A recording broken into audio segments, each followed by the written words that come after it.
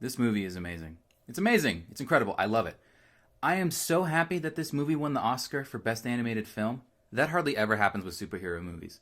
I really wanted Hugh Jackman to get at least a nomination for Best Actor for the movie Logan, but that didn't happen. It's hard to talk about this movie without talking about the animation. The animation in Spider-Verse is miraculous. The creators were going for a living comic book feel, and yeah, that's what it feels like. It had thought bubbles and comic-style onomatopoeias. It was great. This whole movie is a sensation for the eyes. I loved it. It's one of those movies where you can watch it over and over again and still find new little details that you missed. On top of that, the cinematography is amazing. There are so many shots in this movie that I honestly want to turn into my computer wallpaper. That shot of Miles falling with the upside down city is my favorite shot in the entire movie. I feel like nowadays animated movies are trying to be more and more realistic and with better 3D animation. However, this movie doesn't do that. While it's still 3D animated, it incorporates elements from 2D animation to give it that comic book come to life feel. I'd really like to see more movies made in this style. However, I do think that this movie's style is what made it unique in the first place, and making more like it would just take away from its own uniqueness. The direction in this movie is excellent. This movie has a lot of parallels in it that I very much appreciate. Like when Miles first goes into that spider cave place at Aunt May's house, he sees the original Spider-Man suit, and his reflection doesn't line up. His reflection's coming up a little bit short, and this symbolizes how Miles feels that he doesn't stack up to his predecessor. Later, after he breaks free from the webbed-up chair and gets better control of his powers, he goes back, and this time, he sees eye to eye with the suit. His reflection measures up this time. Another example is when Miles jumps off the building near the beginning of the movie and smacks into that pole, and then falls some more with a humorous "ah" lettering before hitting the ground. And then later, when Miles takes his leap of faith, he uses that same pole to help swing him up this time. And again, he's accompanied by more lettering, this time saying "woo!" Even Miles' outfit is a representation of what he's trying to be in this movie. That cheap Spider-Man costume that Stan Lee sells him. Another way of saying that he's trying to be a cheap imitation of the original Spider-Man. And at the end of the movie, he makes it his own. Both the costume and his role as Spider-Man. Also, one thing I wanted to point out is that this movie gets away with a lot considering it's PG. There's a character in this movie who dies because they were shot with a gun. That's crazy. I feel like you don't get a lot of that at movies that are generally aimed at children. Usually the guns are swapped out with lasers or something. I love the running joke with the origin story. They keep saying things like, "Alright, let's do this one last time." I love that the movie knows that the audience knows Spider-Man's origin story, and that we don't have to be told it again. I love how it's given to us in a quick bullet point fashion. These summed up versions are funny, get their point across, and are loaded with Easter eggs. On top of that, as we meet more Spider people, we get to compare the different versions of Spider-Man.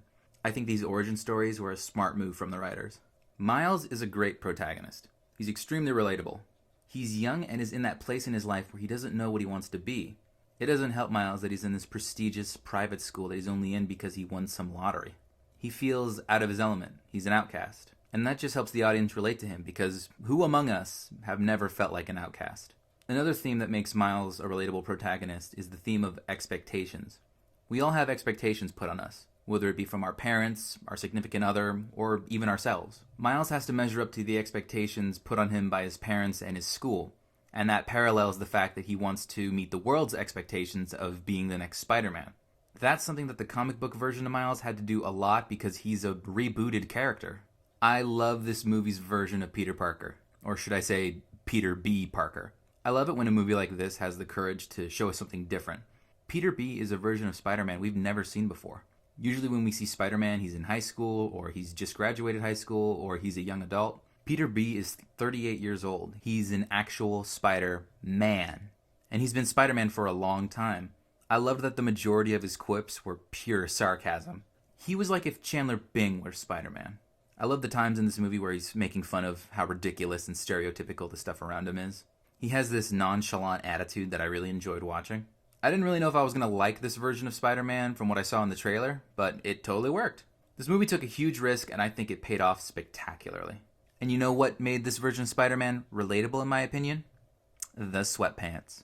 I've told so many of my friends that if I were a superhero, my superhero costume would include sweatpants. Literally, when I was in the theater with my girlfriend, there were so many times where she turned to me and said, "This is you if you were Spider-Man." And she was right. The voice acting in this movie is top tier. I love how this universe's original Peter Parker is voiced by Chris Pines, even though he's only in the movie for like 5 minutes. The people who were making this movie said they casted him because they wanted somebody who sounded handsome. Jake Johnson is really good in this movie. He plays Peter B. He definitely would not have been my first choice for a Spider-Man, but he does an incredible job. I think the makers of this movie said they tried to get Tobey Maguire to come play Peter B, and that would have been really cool, but I can't imagine anybody other than Jake Johnson playing this role. He really knocked it out of the park. I liked Gwen Stacy, although I kind of thought she was one of the weaker elements of the movie. She wasn't bad, just weaker than the other characters. I feel like Penny Parker, Spider-Noir, and Spider-Ham were just there for fan service / comedic relief, so I don't hold them to as high of a standard. I thought her arc was weak and stereotypical, the person who shuts out friendship who in the end opens themselves up to friends again. She has this interesting line when Peter B wants to go talk to this universe's Mary Jane. She says, "Trust me, I've been there, you gotta move on." I thought it would have been really interesting to go a little deeper into her origin story and show how it's affecting her in the present day. But all we get is her mentioning that her version of Peter Parker is dead a few times. I feel like the movie could have done more with that. Even if it was something as simple as her talking to Miles after he gets webbed up in the chair, she could have said something like, "I'm sorry, Miles, but I can't lose any more friends." It would have been a bittersweet moment where Gwen admits that they've become friends but has to leave him behind anyway. My harsh words aside, I am a really big fan of Spider-Gwen, and I'm just glad that she can get more mainstream representation. I loved the other versions of Spider-Man. I loved Spider-Noir, Penny Parker, and Spider-Ham were all great. I love how the music that accompanied them always matched their aesthetic. Going into the movie, I thought Spider-Ham was going to be my favorite part, but no, it was Spider-Noir.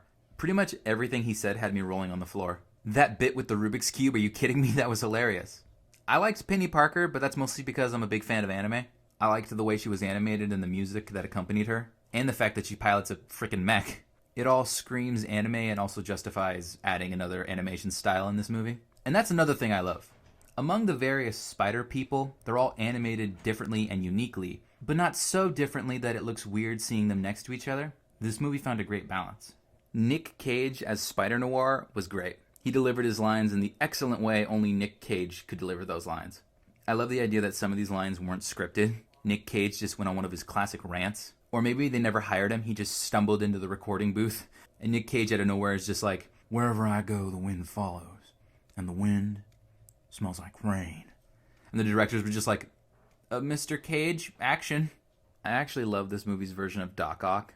I love her design, I love the surprise twist that that's who she was, and I love the fact that she's voiced by Kathryn Hahn, who I think is super funny and underrated. I also really liked her octopus arms. Usually Doc Ock's arms are made of metal and have claws, but hers were like these rubber tubes with air pumped into them. I liked the new aesthetic. Once again, I appreciate that this movie took a risk with one of its characters. There was something I found weird when Spider-Man Far From Home came out. People were trashing on it because they said it wasn't as good as Spider-Verse. But I don't think that's fair to Far From Home because Far From Home and Spider-Verse are two completely different movies. Far From Home is just another chapter in the story that is the Marvel Cinematic Universe. Meanwhile, Spider-Verse is a love letter to the character of Spider-Man. It's a celebration of everything that's come before, the good, the bad, and the silly. This movie does a great job understanding everything great about Spider-Man without even having Peter Parker as the main character.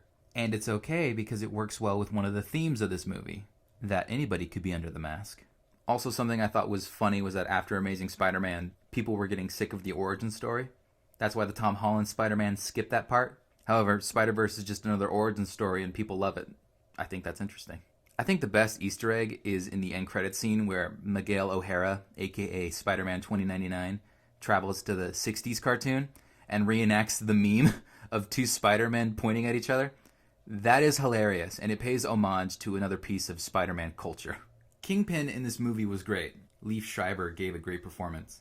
The way Kingpin was animated is great. I love just how many lines and details there are in his face. I also love just how big they made him. There's a shot in this movie where he's getting out of a car, and he's just so much bigger than the car. Like, how did you get in there? There's also another shot where he's talking to Doc Ock, and half the screen is just black, because he's taking up half the screen and wearing a black suit. There is one problem I have, and it's super nitpicky, but I don't think Kingpin should have been the villain of this movie. I know Kingpin is sometimes a Spider-Man villain, but I more strongly associate the villain with Daredevil, especially considering how amazing the Netflix series is. And I really feel since this is a movie that culminates everything we love about Spider-Man, that the villain should be one that we more associate as a member of Spider-Man's Rogues Gallery. I honestly feel like the Green Goblin should have been the movie's villain. He's Spider-Man's main villain, and he only gets like 5 minutes of screen time in the beginning of the movie. Some people may think that Green Goblin is Peter Parker, Spider-Man's main bad guy, but that's not true. In the comics, Miles always crosses paths with the Green Goblin, and it's usually the big, monstrous version of the character that we see in this movie. I kind of wish they kept everything the same, but just swapped out Kingpin for Norman Osborn. You could honestly keep everything the same. It could have been about him trying to get his wife back and his son Harry. I don't know. Another thing that makes me think this is that there are times where Kingpin is fighting, and I'm like, this is just a guy, right? Why is he so strong? How did he not die from that? If it were Norman Osborn, then you could have him turn into the Goblin to fight. Kingpin's just a real big dude. I don't know. Also, this is the first superhero movie that ever made me cry. It was the scene where Miles' uncle dies, and the reason it made me cry was because 2 months prior to seeing this movie, my uncle passed away, so it hit real close to home. This movie is a masterpiece. It's a masterpiece. I love this movie. I'm a huge Spider-Man fan. He's my favorite superhero, and I'm glad people still have so much love for this character. People will probably be watching this movie for decades and still be able to enjoy it. That's about all I have to say. I hope you guys enjoyed the review. Make sure to like, comment, and subscribe, all that good stuff, and I will see you all later.